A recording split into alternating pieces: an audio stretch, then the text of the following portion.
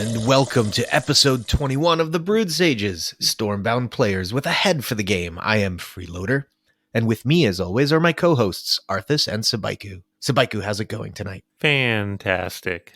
And Arthis, how are you doing? I am doing awesome. Well, we are the Brewed Sages, and as a reminder, you can always follow us at Brewed Sages at Twitter. Or for all of you who used to think ripped jeans were cool, our email address is thebrewedsages@gmail.com. So guys, this week we've got some fun stuff going on. The tournament, Hanoo's tournament with over 50 original participants is still going on.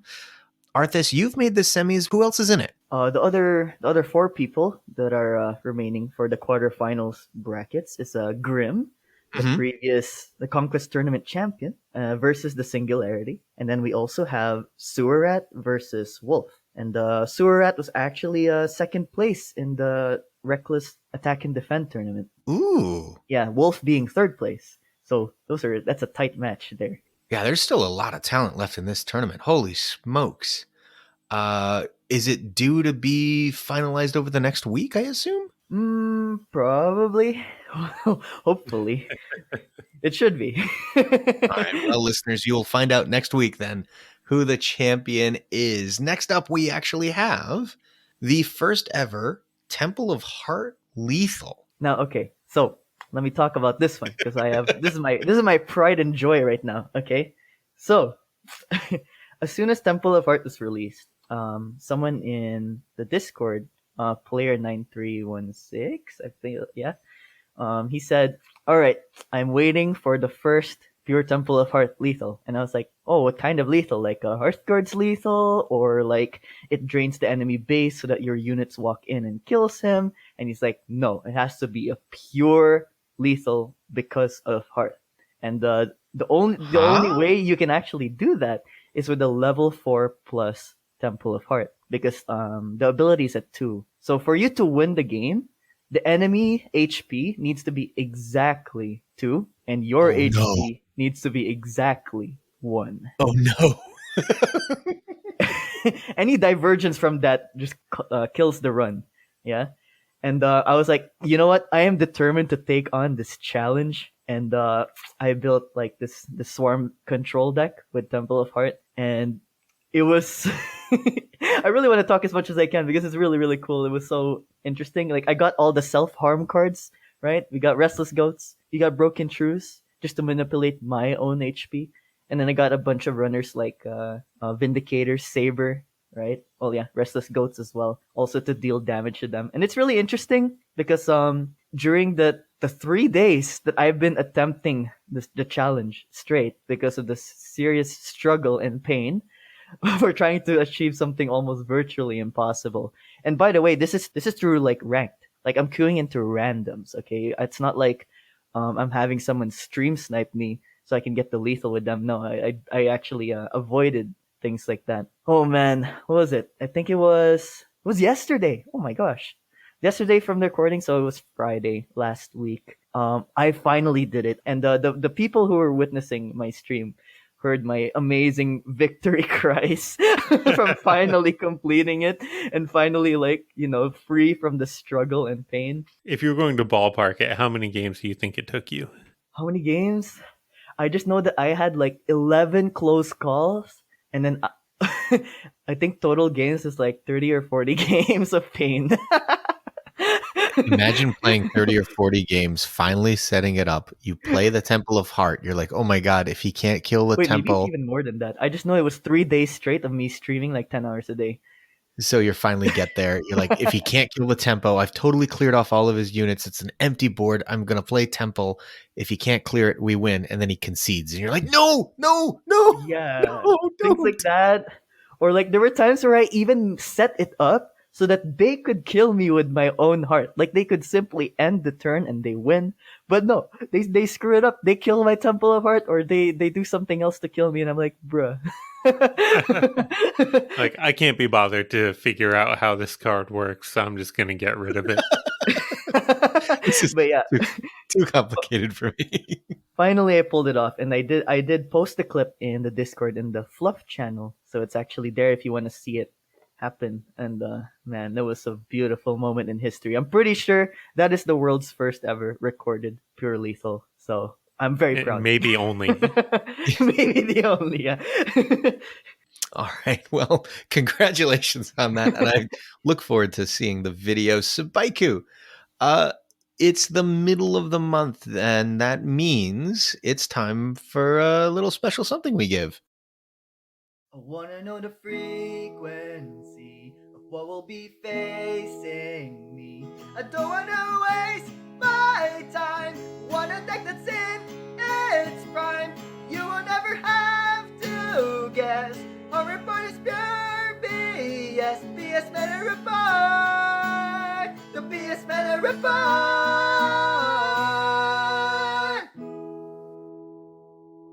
It's time for the BS Meta Report. A whole bunch of it. So, what did we find out this month? What's going on? Talk me through it. Unsurprisingly, the most played faction this month that we see is Ironclad. It's been that way for quite some time.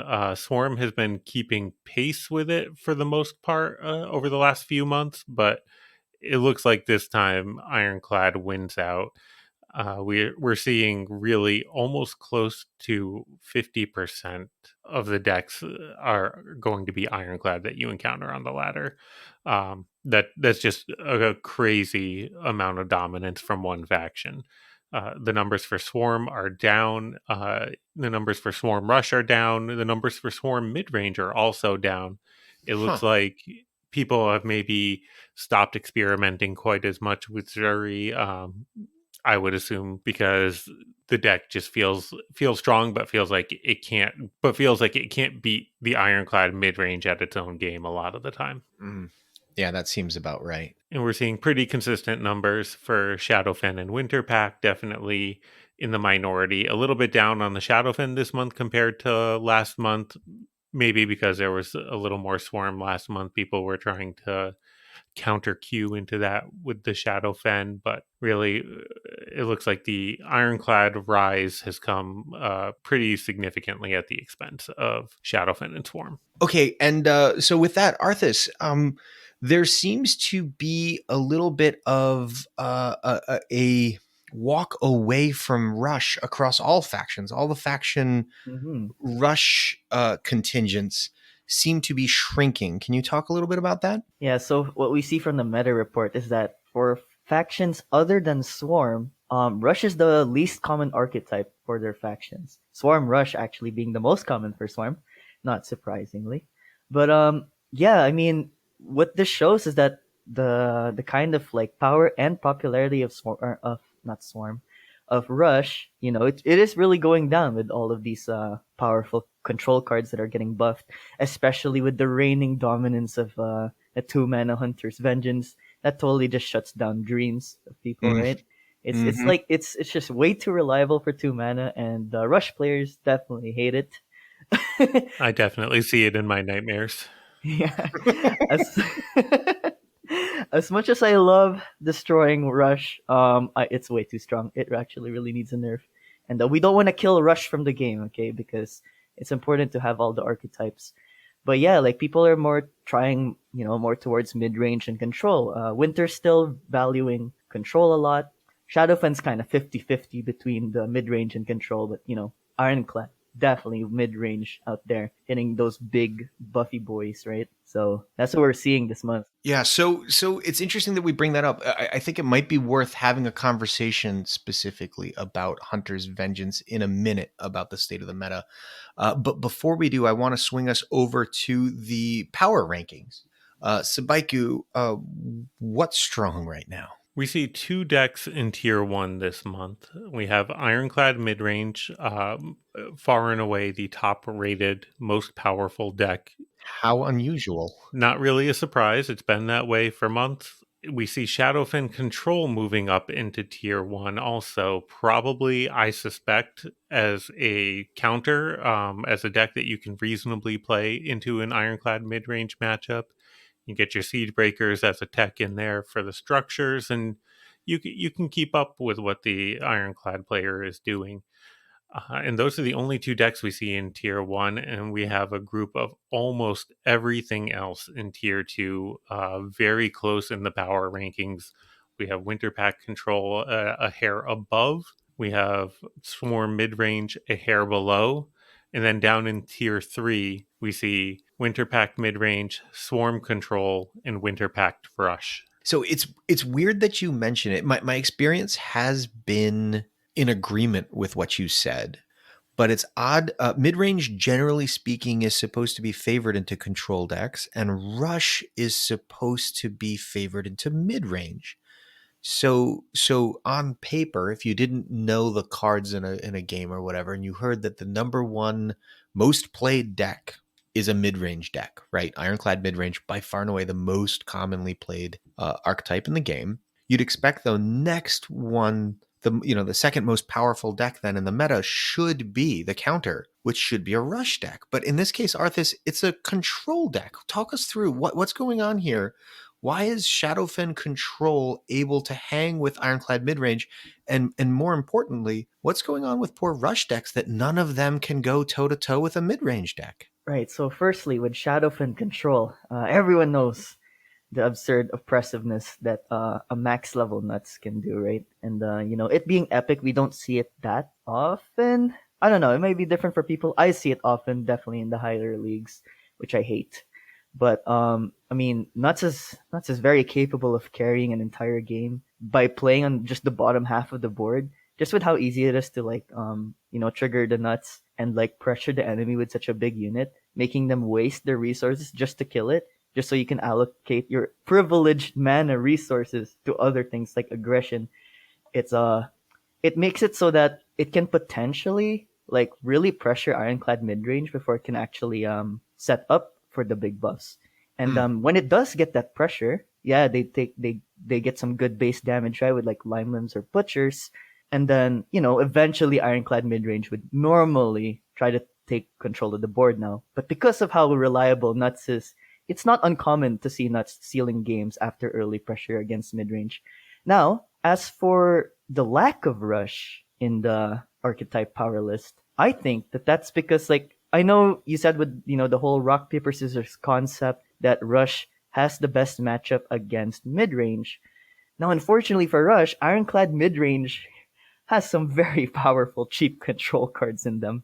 I mean, you have things like Green Destructo Linked having some serious value. Not to mention the incredible 3-mana Green Gale Serpents, which is way better than Westwind at max level, and that can just clear like things like Doppel or baseline clear. It's like so amazing. And sometimes they also run like Windmakers too. Those are kind of things that you can like easily put into like an Ironclad midrange deck, and then they're so powerful in terms of controlling the board because Ironclad midrange really doesn't need that much. Just 4 tonic, upgrade point, unstable. You don't even need Nia, but you could if you want to be hardcore, right? And then you can then invest the rest of your card slots on like control cards such as the ones I mentioned. So that makes it really hard for rush. And especially with how powerful Hunter's Vengeance is, with Ironclad midrange usually buffing constructs, it's actually beneficial for Ironclad midrange to run Hunter's Vengeance because it hardly hurts them. Yeah, I agree with you 100%, Arthis. It's so easy for Ironclad to have the tech against rush deck. They can really shore up that defense without hurting their offense, without hurting their value generation. So they're still really viable in a control matchup, but also can defend themselves in a way that, say, a Swarm mid-range deck playing Zuri or Bucks with a lack of movement can't really do. The cards that you talked about are the exact 2 that came to mind to me, Green Gale and Windmakers.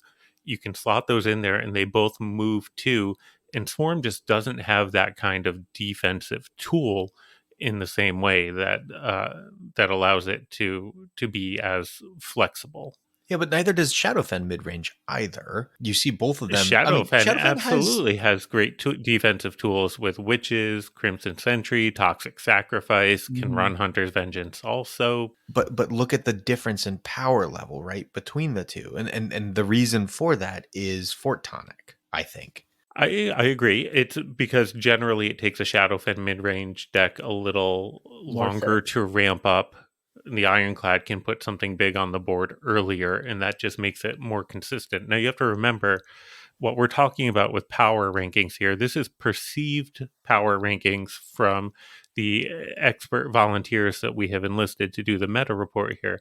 They're saying that they see Ironclad mid-range as the most powerful deck, and I think the biggest reason why is because they see the same cards and the same progression over and over again. It's a very consistent deck. It doesn't take a lot of setup, and it doesn't take a lot of reactive play. You do what you do, and your opponent does what they can to stop it.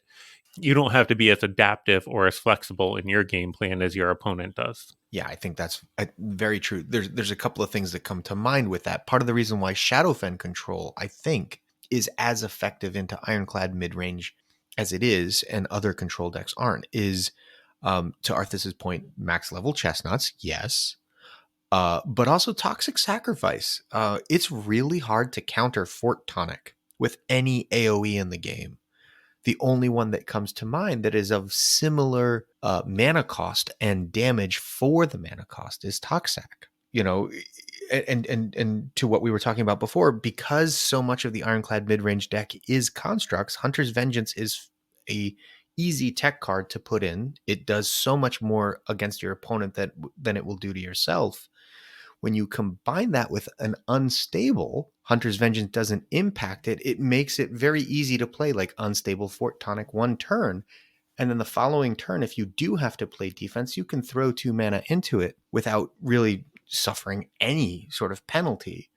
Shadowfen Control is one of the few control decks that can, for the mana, go toe-to-toe with that. When I think about Winterpack control, Winterpack Control needs some mana acceleration to be able to keep pace. And thankfully it has that in its deck, but it's much harder to find the right turns to do that. And I think the difference in consistency is why you see Shadowfen Control being rated so much higher. It's easier to fit in a 2 mana play whenever you have it, whether it be Hunter's Vengeance or Toxac or both, than it is for Winter Control to find that, Gift of the Wise turn. And I could be wrong on that, Arthis. I don't know what you think. Well, I want to add to how easy it is, like you said about the Fort Tonic. Let's go back to like the Rush matchup, right? Because Rush should be the best chance against midrange. For sure. On paper, right? So with Ironclad midrange running a lot of cheap control cards, and then Rush with the tendency of ignoring the Ironclad units, right? As they're trying to bypass the board, keep their strength healthy, so that hopefully they can overwhelm the Ironclad player. Now, unfortunately, that actually kind of works in the favor for Ironclad because while Ironclad is busy clearing and leaving like 1 strength, 2 strength, maybe even full strength units on the board, and Rush is like ignoring those, and then those units are walking up towards the Rush player's base. Literally, like at the mid game, Ironclad could just slap in 4 mana, unstable, Fort Tonic. There's their pressure, and then they just don't have to care anymore. It's just defend and they win.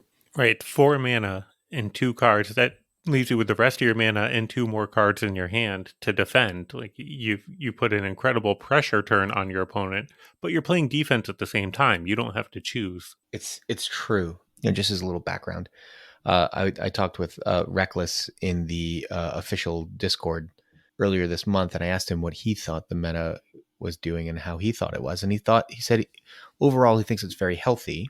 He didn't think there was any deck that was so oppressive in terms of its power level that it was problematic. But he thought Rush in general was just in a bad spot. Hunter's Vengeance being able to clear as much as it can clear for 2 mana, and people being able to build decks the way they can build decks right now that are very single race specific, whether it be a dragon deck or a construct deck or a toad deck or a satyr deck. It's very easy to build your deck in a way where there's not a lot of downside to Hunter's Vengeance. And I think that's why mid-range currently, Arthis, stop me if you think I'm wrong, Sabaiku, same.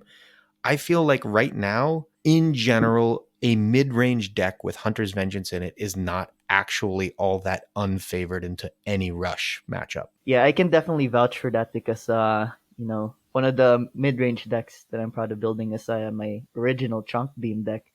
And Yeah, I mean, it's a mid-range deck, okay, because you've got a lot of like the dragons, and they're not very good at control. Things like Sunbeam, just simply slapping in Hunter's Vengeance. It's like okay, like the rush is supposed to beat me, but they don't have a chance. My dragons don't really get harmed, and if I'm playing against a control deck, my dragons don't get harmed by Hunter's Vengeance. I can harm their units. And I think to go back to the point that you made, Freeloader, all of these mid-range decks are capable of being built around a specific race of card, but not rush decks, because when you're making a rush deck, you have to take the best available cheap cards.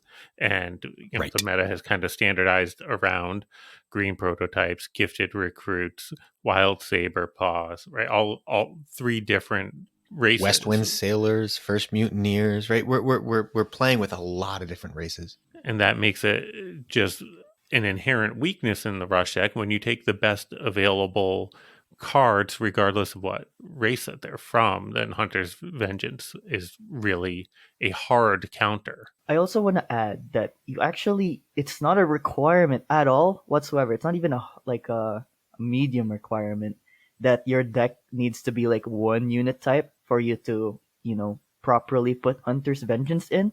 Mhm. A good example is if you're running control. You don't need frontline. You just want to get rid of theirs. Even if you're running multiple units like the rush players because you have cheap cards to clear the board, it's fine because you're running your units into theirs. Your units, no, in most states of the game, as a control player, you have less units on the board than the other two basic archetypes.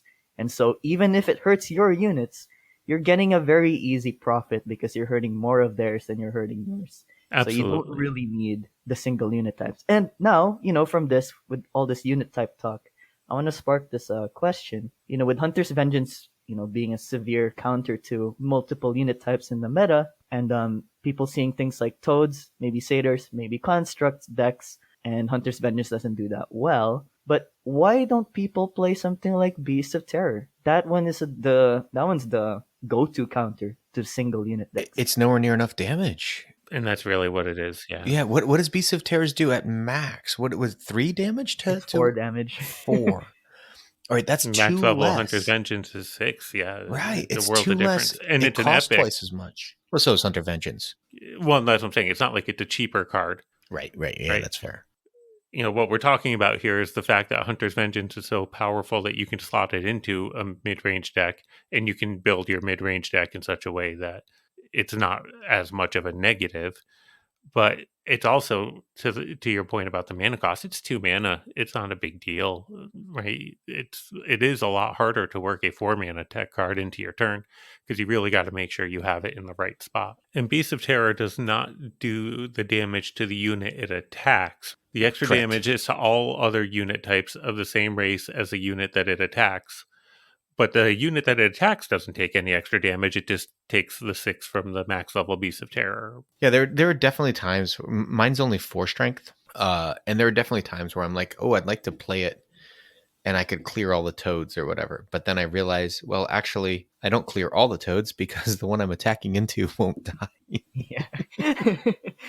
That Heliotroopers is too big, man. Yeah, it's a nice tech card, but the problem, I think, is it doesn't do enough damage to counteract something like a Fort Tonic turn or a Zuri buff turn, and it doesn't work as well against rush decks because, like we just talked about, the rush decks are liable to play a lot of different races for their units. So it's a tech card against rush, but it doesn't really have a lot of utility against rush, and against mid-range, it's just not strong enough. I want to add that another really big advantage Hunter's Vengeance has over Beast is that Beast requires frontline. Beast requires access to the unit type you want to attack. Hunters, nah, just throw it in. Massive damage. It's crazy. Well, right. That's the thing. If you point. if you look at it from the point of view of what archetype is the card supposed to counter, Beast is supposed to counter a very race-centric build. That's going to be mid-range almost invariably, right? Those decks, 3 damage, not a big deal, right? Like a 3 damage AoE isn't impacting a mid-range deck all that much. Mid-range needs more damage dealt to it to make an impact. But Beasts of Terror doesn't make anywhere near the damage that Hunter's Vengeance does. Hunter's Vengeance has like double the impact of a Beast of Terrors, but the archetype that it's countering can't withstand it. That's my problem with it, is if those two cards are meant to counter two different archetypes, one of them does it really poorly, Beasts, doesn't really impact the board all that much, and the other one completely dominates it, which seems totally out of whack. And yeah, it is a big deal that if frontline is not reset, that's a lot of utility and options for the opponent, right? Even if their units are just 1 or 2 strength left, like having frontline is a massive deal. And like yeah, for something like Rush, right? Even if you're putting a lot of damage potentially with Beast of Terror, you're still gonna have to devote cards to clearing the leftovers. Hunters, you don't need to, and hunters can also just completely end the Rush Dream turn 1 while placing another unit. It's yeah. Yeah, Feels I mean, bad, man. we're starting to repeat like what we're saying, but we really want to emphasize how completely dominant Hunter's Vengeance really is, right? And I mean, it makes sense to have a card like Hunter's Vengeance in the game. You know, it's a nice, perfect contrast to Beast of Terror. It's just that it's so hard to compare the two. They're so different. The utility they give, the mana, the conditions required, they're all so different. It's hard to vouch for Beast of Terror being near or just as strong as Hunter's Vengeance at this state of the game. Oh, it's not. Yeah. No, you touch on a good point, though, Arthis. The control tools do need to be there. The control tools to beat back aggressive decks. If you don't have those, then the whole game just becomes rush, rush, rush. Whoever goes first wins, and that's not fun or exciting. But at least the games are over fast. That's about the best that I could say there. Oh man. So I don't think Hunter's Vengeance is a bad design. I think its mana cost to damage dealt is just completely out of whack. And that's where I will leave it in terms of my opinion on this. I don't know how you guys feel. A little out of whack. A little out of whack. Yeah, I think that's fair. A little out of whack. I don't think it's totally broken. Arthis? If I were to choose a particular balance for it, I wouldn't change the damage. I just up it to 3 mana. That's all. I think that should be enough. Either decrease the damage by 1 or increase the mana by 1, and then I think it's still a very, very good card. But now it's not an auto include, so that's good. Exactly. Right. No, that's exactly right. That's exactly right. No, Go ahead, Mike. yeah. I was just going to say the same thing. I was going to agree with you. It's not an auto include. It's something you think about as opposed to, well, I'm making something that isn't a rush deck. Let me put Hunter's Vengeance in it. Right. Ideally, in the best world of worlds, when there's an oppressive amount of rush in the game, you should want to put Hunter's Vengeance in your deck. When there's not a lot of rush in the deck, it shouldn't be in there. But it is right now because it's so cheap and so good. Yeah, even if Rush is not common right now based on the archetype frequency, it's still dominating. It's such a good card. Why wouldn't you put it in your deck, right? Yeah. All right, guys. Well, I think that was a very good conversation about where the meta currently is in terms of play rates and some of the cards that are kind of pushing us there. But I don't want to walk away from this until we have a conversation about balance. Do we feel like overall the game is broken now, or do we feel like overall the game is just maybe a little stale and it's been kind of the same meta now for a few too many months? Yeah, it's definitely starting to get a little stale, and the balance changes that we're seeing and the new cards that we're seeing, they're not doing enough to shake things up, really.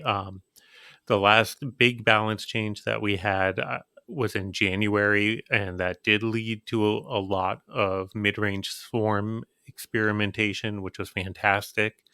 But it really does look like it dropped off. And I mean, that was certainly my experience on ladder at this month to date. I'm just not seeing as much of that mid-range swarm.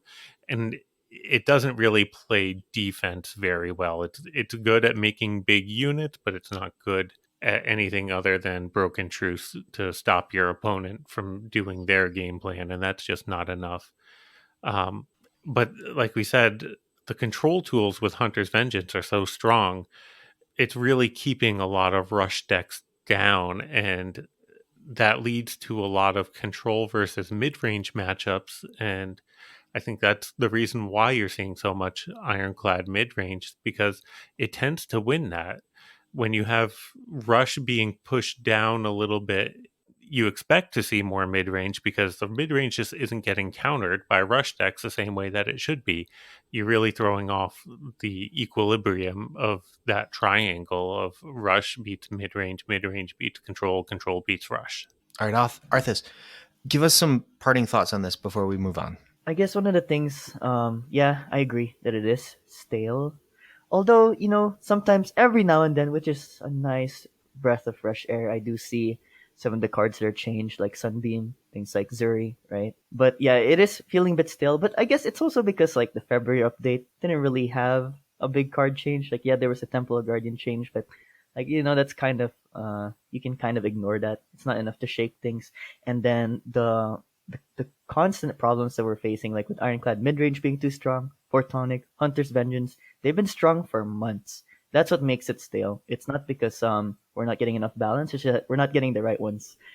At least for those really, really dominant cards. I definitely love the buffs for sure, because I am seeing more cards than usual that you normally don't see play, and I also love playing them. So I absolutely applaud for that. It's just that there are some really pressing concerns up in the platinum and diamond leagues with the very, very dominant cards. So that's all I have to say for that. Yeah, and I agree with you. And I don't know if the new cards are not having an impact yet because people don't have them leveled up, people don't have optimized decks for them, or if it's just because they're more niche use cards and they're not really going to have a ton of impact on the meta. It's hard to say.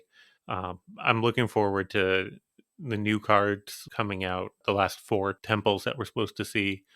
I'm looking forward to additional balance changes coming hopefully next month. And I think that would really shake things up. Yeah, I'll remind our listeners that there was a planned large change to the game at Feb 1. It didn't happen. The best thing we can say about that now is that we're glad that Sheepyard recognizes it needs to happen. We're also glad currently that they chose to get it right rather than get it fast. But it does need to happen sometime soon to kind of give the game a little bit of a freshen up. All right, guys, we're going to move out of the main topic. A reminder to our viewers that they will be able to see a link to the meta report at the bottom of the podcast description. From there, we're going to talk this week about the card of the week. Arthis, you picked the card of the week this week. You picked Counselor Ami. We actually have it at 3 mana. It's a legendary card. Mm-hmm. It is a satyr unit, and from levels 1 to 5, you got strengths of 2, 3, 4, 5, and 6. Ami also has 1 speed, so it's just like a regular unit, pretty nice. And now, its effect is very interesting. It says, if played with no bordering enemies, return the copy of this card to your hand. Meaning that you can keep spamming Ami in the same turn, provided that you actually play her away from enemies. So it's really cool in terms of spam, right? For something cheap like 3 mana. And that, I think, is the design of the card. What do you guys think about it so far? Yeah, Sabaiku, do you lay in bed at night just dreaming of putting Westwind sailors all over a board? The thought never occurred to me, no. Wait.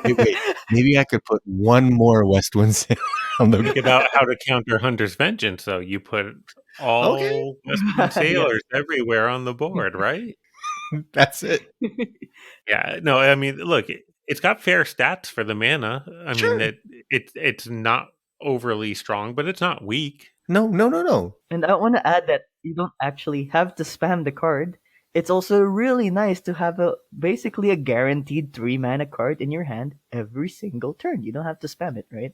Yeah, but the problem with that, having a 3 mana card in my hand every turn, is that it's the same 3 mana card, and I put a lot of other good cards in my deck usually. Yeah, I'd like to draw those at some point. And Ami can oftentimes interrupt the card cycling when you play it for value, i.e. it comes back to your hand. You're denying yourself a draw when you do that, right? Yeah, you're right. But, in terms of like synergies, that you can really do with Ami. Definitely with satyrs, right? Satyr synergies are pretty obvious, but what's cool is that you can spam, right? You can spam Ami. You can play something like Pan Heralds, right? Like Mhm. maybe at yeah, you can easily put like two Amis Pan Heralds. Oh, actually, maybe you can't. Dang, that's 10 mana. That's Oh 10. no. Yeah. The Yeah, problem with that's a any bit of a combos problem. is that Ami has to stick on the board. Most of the time, the game is over before I'm playing my third Ami. I will say that if you have the quest to play units, challenging the bot and just maxing out the allowable mana and putting Ami in your deck gets you through it really quick. Yes, that's the whole purpose of the cards, so that we can bully the friendly bot. You just spam the board. The worst part about it is you spam the board and then you play your own Hunter's Vengeance and it only kills one of them. And you're like, well, that was totally useless. Actually, it could kill two of them, because Hunter's Vengeance hitting a legendary and the satyr, Oh, potentially. that's a good point. There you Yeah, go. you can put two of them. So it's not even great against Hunter's Vengeance No, it's because you'll lose 6 mana worth of value, and your opponent only played 2 mana to do that. ugh. Dang, okay. You know what? I was trying my best to like hype this card. It's really I mean, hard. the thing is, it's not a bad card. It's a fine card, except for the fact that it denies you draw. And you talked about trying to combo it with Pan Heralds or stick it in a Satyr deck, and the problem is you never get to your combo because you constantly have Ami in your hand. You're drawing one less card a turn than you normally would, unless you specifically play it next to an enemy unit, which at that point it's no different from Westwind. So why have it in your deck other than it's a satyr and maybe sometimes you get lucky and Fawn Companions hits it. Well, actually, I think you hit the nail on the head, right? Like, if you're playing a mid-range Satyr deck and you're wanting to play Westwind Sailors for just a good, solid, reliable 3-drop, why not play this instead? With the idea being, yeah, trade with it when you have to. You're a mid-range deck. You do trade. It is Westwind Plus. You can manage the cycle. A, you don't have to play it. You could just cycle it out of your hand if you don't want it. B, you could play it for trades when it's valuable to do so. And then into the late game, as a mid-range deck, you do want additional value. Maybe that's its one. And oh, I'm talking, and so is my cat. So you guys are gonna. I see. You said If I you could think of it as put that in recording, oh we're yeah, gonna this get is fans. we're keeping all this in. No, don't put that in the recording. Hold on. This whole thing stays, including this discussion about whether or not it gets cut. No, you don't. Yeah. Don't put Yep. my cat. Yep. He has not consented. As- You said Westwind plus, and I think it's Westwind minus because when you open the game with it, it just you play it, it comes back into your hand. If the rest of your hand is Moonlit Airy and Zuri and Bucks or whatever, like great. The rest of my hand is unplayable. I have to play Ami. Either I've already cycled something in order to try to find a better play than Ami, or I have to cycle Ami away after it comes back to my hand and keep the rest of the garbage in my hand. Yes, no, that's correct. I think the right play, if your hand is heavy and you have Ami in it, the right play is to play Ami, then cycle Ami, or cycle one of the other units. But that's drawing one less card than I would not otherwise draw. That's true, but you have Ami to play again the following turn, which isn't the worst 4-mana play in the world. Of course it is. No. I'd much rather play 2 2-mana cards than just drop another 3-mana card and float a sure. mana. Point. No. I didn't say it was the best 4-mana. I said it wasn't the worst. I can come up with worse 4-mana plays if you want them. Do they all involve floating more than 1 mana? Yeah. Okay, that's a bit hard because things like Shady exist, right?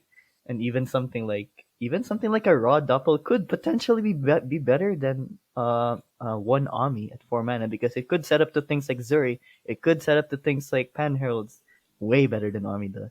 So how do we want to fix this? Like before we walk away, because we are about to walk away from this poor counselor, Emmy. How do we want to fix it? Do we think that it's take a quick step back? In theory, faction cards are supposed to be neutral cards plus, right? You want the faction cards to be more playable than the neutral counterparts. Otherwise, everybody just plays all the neutral cards and it looks like we're all playing Winterpack. So, with that in mind, Sabaiku says this is Westwind minus. How do we turn this into Westwind plus? What do we do? Oh, this is hard. I was thinking, oh, what if there's a UI that pops up? Hey, do you want to cycle this card? Yes, no. That's probably not gonna happen. Probably not. An extra cycle would definitely help it out for sure. I would play it 100% actually if it gave you a cycle. Yeah. What if when you play it and it stays in your hand, it randomly cycles another card. Oh, What if it does that? So it's like a first mutineer plus Ami. Oh, I Well, like first Mutineer that. discards. Well, I guess. Do you want to discard that? I think that would be even worse than. Yeah, no, Westwind. discard would be bad. But so you want. Oh no, I know what. The gold grubber effect. Replace card. Yes. Oh, I think it should give you a choice.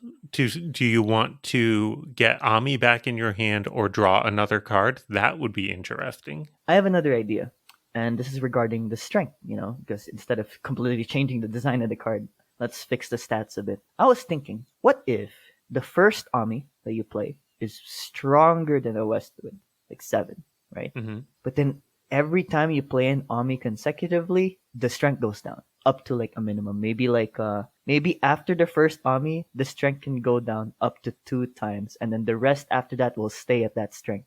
So that the lower levels don't completely obliterate their Ami.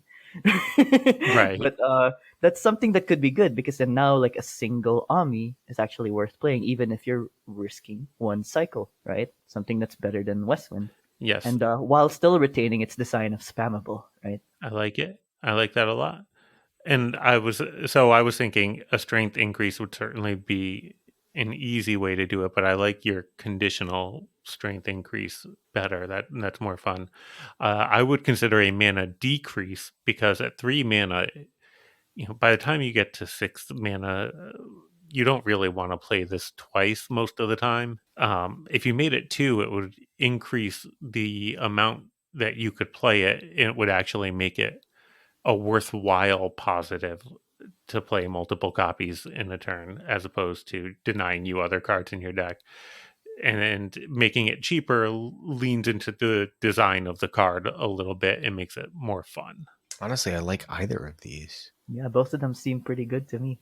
Yeah. I would say combine them, make it cheaper, make it a 2 mana 6 strength that every time you play another one in the same turn drops 1 strength. Oh. Yeah, potentially. Yeah. 2 mana 6 strength would be kind of Lawless Herd plus, right? Because it has movement. Yeah, because it has movement. And it has replayability. Because for 6 mana, if you could play 3 Counselor Amis for 6 mana, I would do that in a heartbeat. That's a strong turn. For 6 mana, you just put 15 strength on the board. Is that not what a 6 mana Ironclad card can do? 15 strength at max? Yeah, Am I wrong? That is, yeah. No, It is. so It's it's actually perfect. totally reasonable then, Yeah. right? It's totally balanced. Yep. If Ironclad can put 15 in a single unit, and Swarm's identity with like Doppelbacks and stuff is and Dreadfawns is like spread out your stats, then 654 Ami would be equivalent and very on brand. Oh, I love this guy. Let's not forget that the value on the board isn't just strength, but also movement, right? You're playing 3 movement, 3 speed Oh, instead there of is 1 that. speed, right? You can clear Yeah. 3 units versus 1. Yeah, so I think the strength decrease thing is pretty cool. All right. Yeah. Well, we solved that. Sheepyard, Yeah. feel free to use that. We don't expect any royalties. No, just send a couple of rubies our way. We're totally cool with that too. All right, guys. Well, that's going to end the main portion of this episode, which means it's time for me to remind you to please follow us on Twitter at Brewed Sages. And you can always email us at thebrewedsages@gmail.com. But also, we now have an additional way for you to reach out and support us. After Roman demanded it, we have just added a Gumroad account where you can become patrons of our work. You can find it on our Stormbound Kitty page. You can also find it. It will be an additional link at the bottom of this podcast description.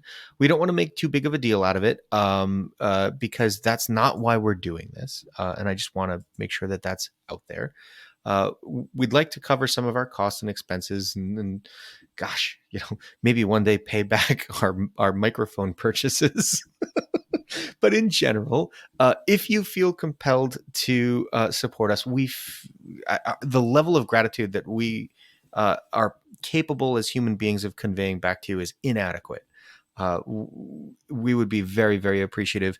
There are 3 tiers. The top tier being Salty Podcasts. So clearly that's going to be a $7 a month patronization subscription. And we have a $5 a month at Podcast Raiders. And then the 3 mana runner would be First Mutineers. So our $3 a month is called Podcast Mutineers. Feel free to go look at it if for no other reason than to laugh and then leave the page. That's totally cool too.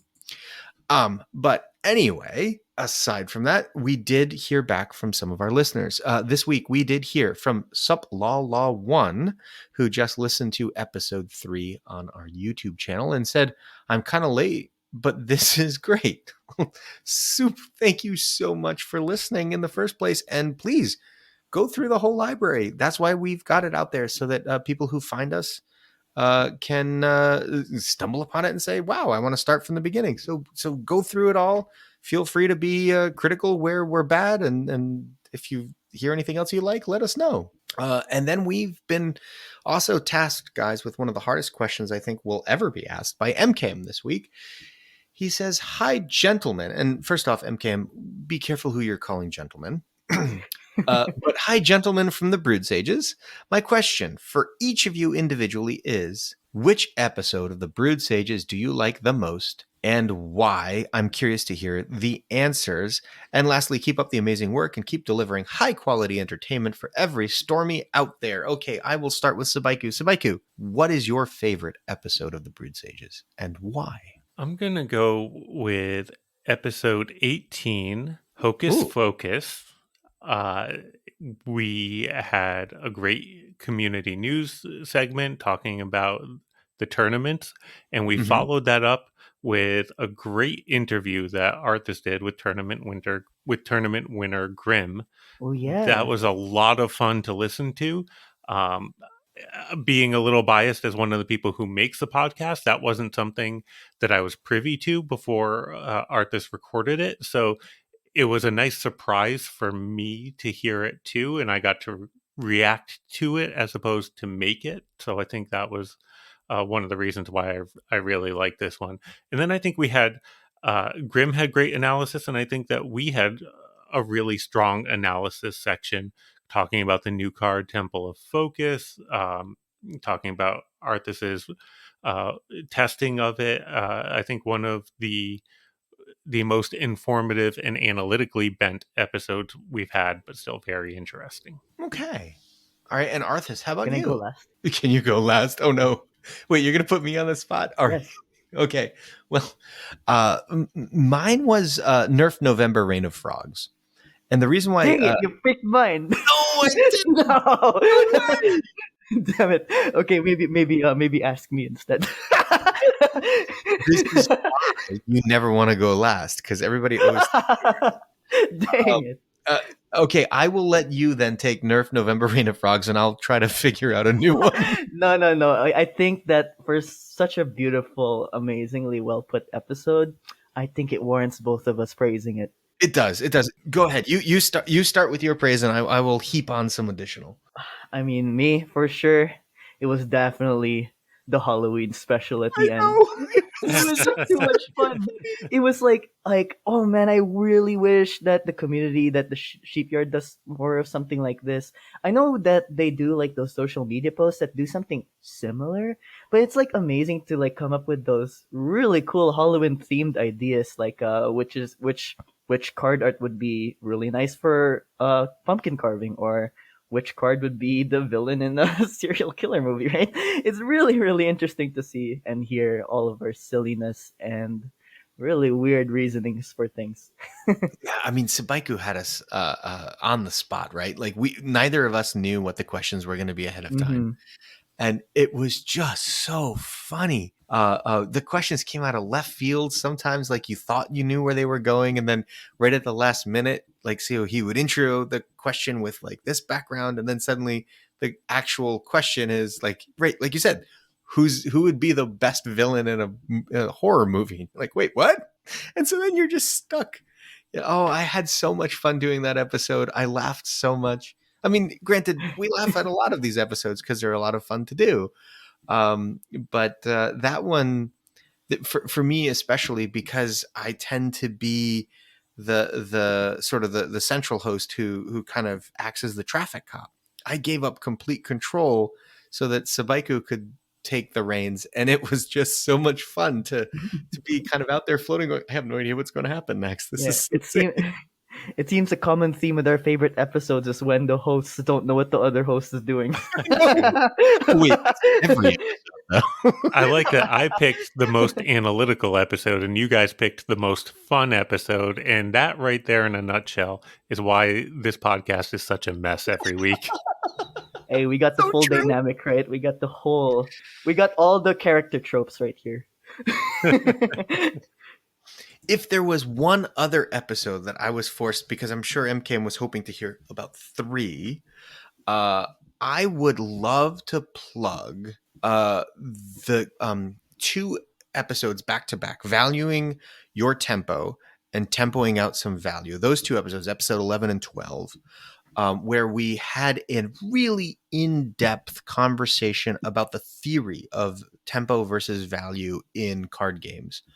I thought those were some of the better episodes in terms of how do we help our listeners perform at a higher level and play the game to their maximum ability. I thought those were probably our 2 best episodes for teaching our listeners how to be a step above where they currently are.